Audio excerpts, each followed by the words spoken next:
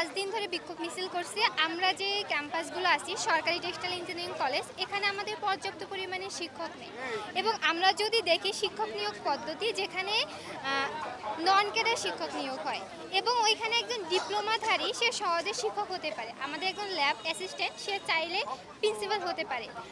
আপনি একটু ভাবেন, একজন ল্যাব অপারেটর সে যদি একজন প্রিন্সিপাল হয় আর আমরা বিএসসি পড়তেছি, এটা কখনোই মানানসই না।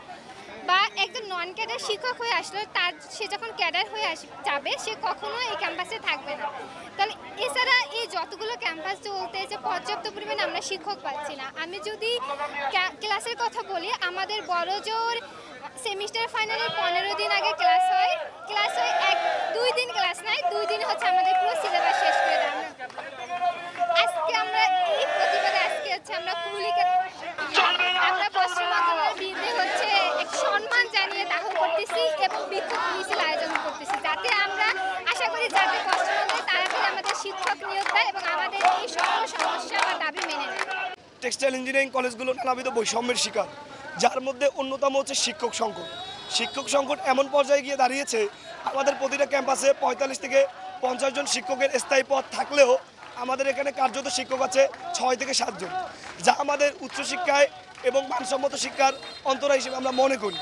সেই লক্ষ্যে আমরা বস্ত্র অধিদপ্তর ও মন্ত্রণালয় বিভিন্ন সময়ে আমরা তাদেরকে স্মারকলিপি, মানববন্ধন ও বিক্ষোভ মিছিল করেছি। আমাদের এই আন্দোলনটা হচ্ছে দীর্ঘ 5 দিন ধরে চলতেছে। এই আন্দোলনের আমরা হচ্ছে 8টা দফা দিয়েছিলাম, তার মধ্যে বুটেক্স মাত্র একটা দফা মেনে নিছে এবং প্রত্যেকবারের মতো বুটেক্স আমাদেরকে একটা বলতে গেলে একটা মূল্য ধরাই দেয়, সবসময় আমাদেরকে একটা সান্ত্বনামূলক বাণী শোনাই দেয়। এবারও সেম কাজ করছে।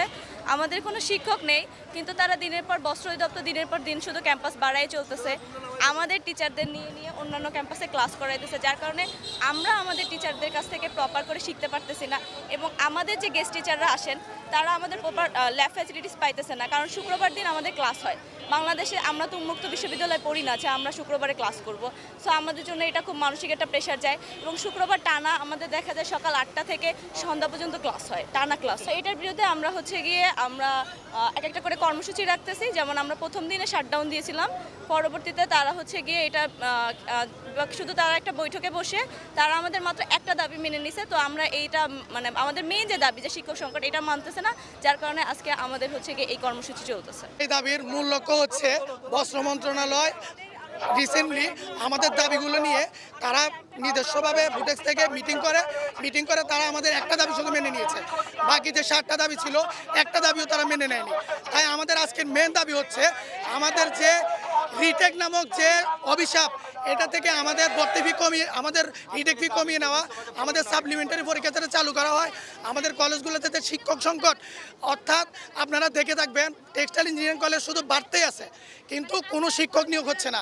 আমাদের এই কলেজে যদি আপনারা দেখেন শিক্ষক খুবই সংকট, পর্যাপ্ত ল্যাব ফেসিলিটি নেই। শিক্ষকের কাছে যখন যায় শিক্ষক আমাদেরকে বলে আমাদের পর্যাপ্ত বাজেট নাই, কারণ বাজেটগুলো আগে থেকে তারা খেয়ে ফেলে, আমাদেরকে বাজেট দেওয়া হয় না। আমরা আবাসন ফি সমস্যা, সব সমস্যা আমাদের বাজেট নাই, আমাদের শিক্ষক সংকট। আর আমরা বলে দিতে চাই আমাদের এই যদি আন্দোলন, আমাদের যে দাবি এগুলো যদি মন্ত্রণালয় না মেনে নেয়, আমরা একদম অসময়ের জন্য অর্থাৎ দীর্ঘ সময়ের জন্য এই আন্দোলন চালিয়ে যাব। আন্দোলন এটা সবার কাছে এখন পর্যন্ত প্রচারমান হয়ে গেছে, কারণ আন্দোলন চলছে 5 দিন ধরে। বুটেক্সের কোনো কান মুখ নাড়ে দাবি মানার নামে বারবার আমাদেরকে মূলা ঝরিয়ে দেওয়া হচ্ছে।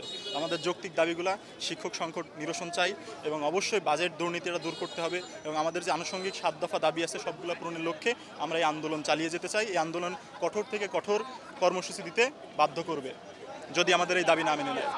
আজকে আমাদের পত্রিকা প্রদাহ এবং বস্ত্র অধিদপ্তরকে স্মারক হিসেবে প্রত্যেককে প্রদাহ এবং তাদেরকে স্মারক জুতা নিক্ষেপ করে আমরা তাদেরকে প্রতিবাদ জানাইতে চাই। তাদেরকে আমরা আসলে কি ভাবতেছি এখন।